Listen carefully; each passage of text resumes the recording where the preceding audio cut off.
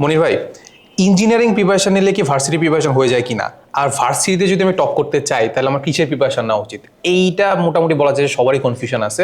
So এটা যদি একটু ক্লিয়ার করতেন। Thank you.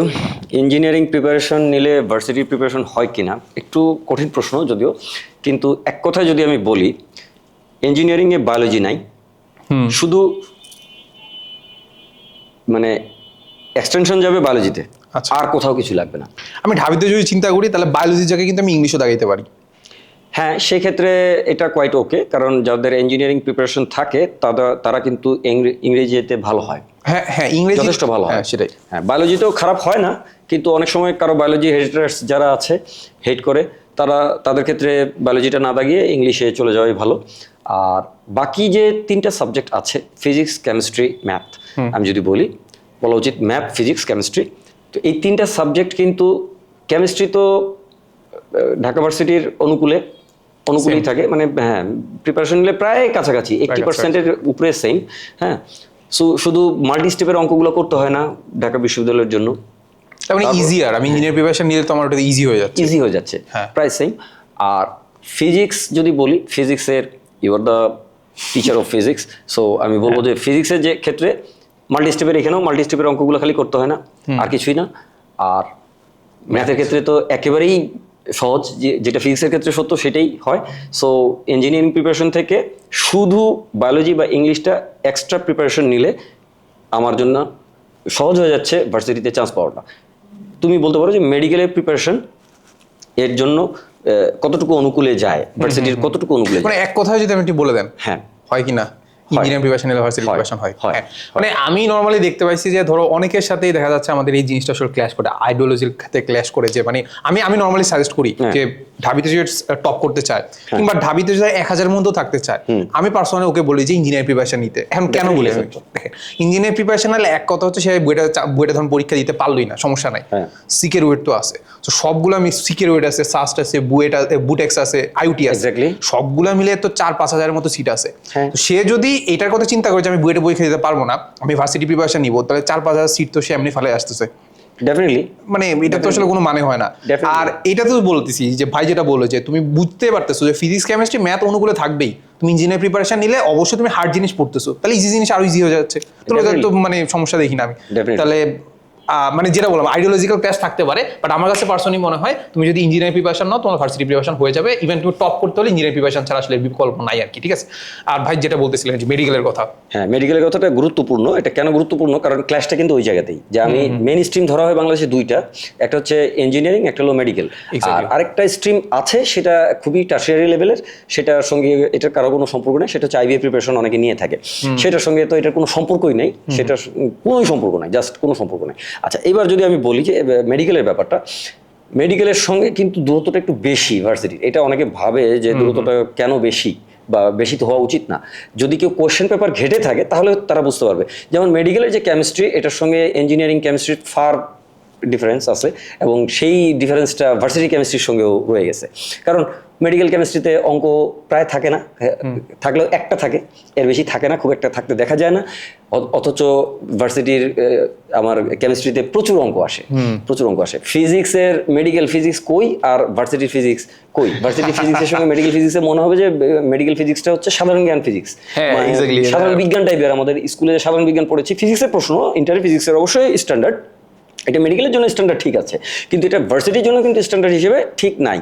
আর ম্যাথ তো মেডিকেলে নাই, তাহলে শুধু বায়োলজিটা কাজে লাগে। আমি শুধু যদি বলি যে বায়োলজিটা কাজে লাগে আর কেমিস্ট্রি 50% কাজে লাগে, মেডিকেল প্রিপারেশনটা ভার্সিটিতে কনভার্ট করার জন্য 50% কাজে লাগে, আর কোনো কিছু কাজে লাগে না। বাকি সাবজেক্টগুলো থেকে তোমাকে মাস্ট অ্যান্সার করতে হচ্ছে। যেমন ইঞ্জিনিয়ারিং থেকে যদি আমি আসি, আমার কিন্তু ইংলিশটা অ্যান্সার করার আমি সুযোগ পাচ্ছি, আমি যদি বায়োলজিতে না যাই, ইংলিশটা অ্যান্সার করার সুযোগ পাচ্ছি। কিন্তু আমি যদি মেডিকেল সেগমেন্ট থেকে আসি, আমি কিন্তু ম্যাথ বাদ দিতে পারছি অনেক সময়, কিন্তু অ্যাটলিস্ট ফিজিক্স তো বাদ দিতে পারছি না। তো ফিজিক্সের প্রিপারেশনটা আমার মেডিকেলের ফিজিক্সের প্রিপারেশনটা তো সম্পূর্ণ চেঞ্জ করতে হচ্ছে, মেডিকেলের কেমিস্ট্রি প্রিপারেশনে 50% চেঞ্জ করতে হচ্ছে। সো আমি বলবো যে মেডিকেলের থেকে দূরত্বটা বেশি ইউনিভার্সিটি। যে অনেকের কাছে এটা কন্ট্রোভার্সিয়াল মনে হতে পারে, but it's not controversial, it's true, it's the fact. হ্যাঁ, সেটাই। সো মোটামুটি তো বুঝতে পারতেছো যে আসলে কিসের প্রিপারেশন নেওয়া উচিত আর কি। এখন ধরেন যে সাপোজ ওর কনফিডেন্স নাই, ঠিক আছে, ও ইঞ্জিনিয়ার প্রিপারেশন নিবে, ইঞ্জিনিয়ার এত কঠিন জিনিস সে সলভ করতে পারতেছে না, এখন সে ইঞ্জিনিয়ারিং পড়তেও চাচ্ছে না, ও সাপোজ বুয়েট নামে ঢাবি, এই দুইটা চুজ করতেছে, ঠিক আছে। এখন শুধুমাত্র সাপোজ এখন মনে বুঝতেছে যে ওর রেজাল্ট দিয়ে ও বুয়েটে চান্স পাবে না, হ্যাঁ শুধুমাত্র ঢাবির প্রিপারেশন নিবে। হ্যাঁ, এখন তার কি আসলে শুধুমাত্র ভার্সিটি প্রিপারেশন নেওয়া উচিত নাকি ইঞ্জিনিয়ারিং এ পরে দেখা উচিত, কন্টিনিউ করা উচিত আর কি? এই ক্ষেত্রে যদি আমি বলি তাহলে হচ্ছে তার ভার্সিটি প্রিপারেশনটাই নেওয়া উচিত।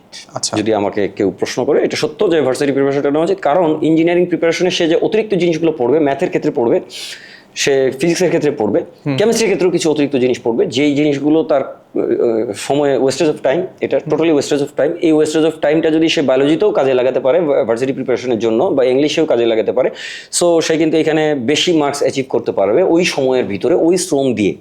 এটা আমার কাছে মনে হয়। মোটামুটি তো আমরা ক্লিয়ার হয়েছি, আই গেস সবাই ক্লিয়ার হওয়ার কথা। বাট আমি যদি একটু সামারিটা নিই, আমার কাছে পার্সোনালি মনে হয় এইটা আসলে তুমি কিসের প্রিপারেশন নিচ্ছ এটার উপর ডিপেন্ড করে না, এটা ডিপেন্ড করে তুমি কেমন স্টুডেন্ট।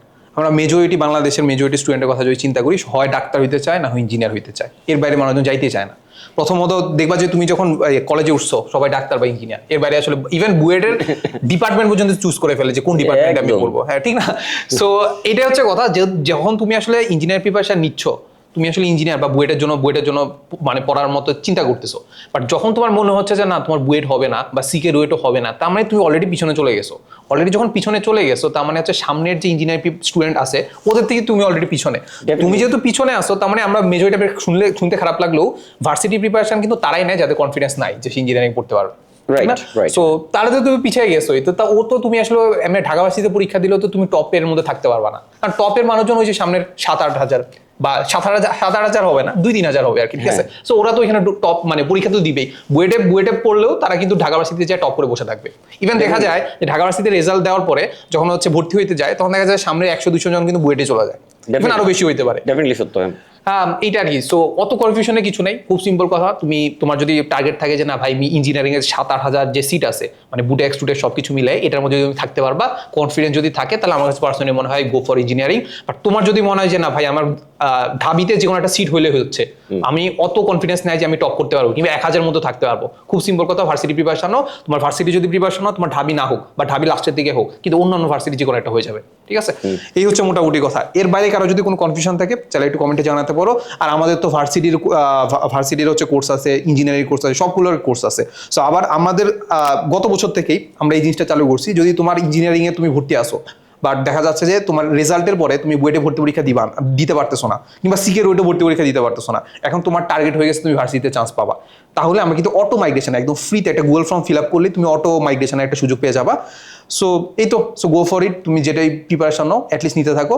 আর যেটা বললাম যে আমি সবসময় ইঞ্জিনিয়ারিং এর প্রতি বেশি গুরুত্ব দিই এই কারণেই যে ইঞ্জিনিয়ারিং এর থেকে সাপোজ 2 মাস তুমি প্রিপারেশন নিছো, রেজাল্ট দিল, তুমি ইঞ্জিনিয়ারিং ভর্তি পরীক্ষা দিতে পারবা না, বাট তুমি কিন্তু আসলে এখন কিন্তু ভার্সিটিতে সুইচ করতে পারবা। বাট 2 মাস তুমি ভার্সিটি প্রিপারেশন নিছো, এরপরে তোমার রেজাল্ট অনুযায়ী তুমি দেখতে পাচ্ছ না তুমি বুয়েটে ভর্তি পরীক্ষা দিতে পারতেছো, এরপরে ইঞ্জিনিয়ারিং এ সুইচ করা খুবই টাফ। 2 মাস মানে তুমি একদম পিছিয়ে গেছো। এটা একটু মাথায় রেখো, এটা মাথায় রেখে নিজে একটু ডিসাইড করার চেষ্টা করো, ঠিক আছে।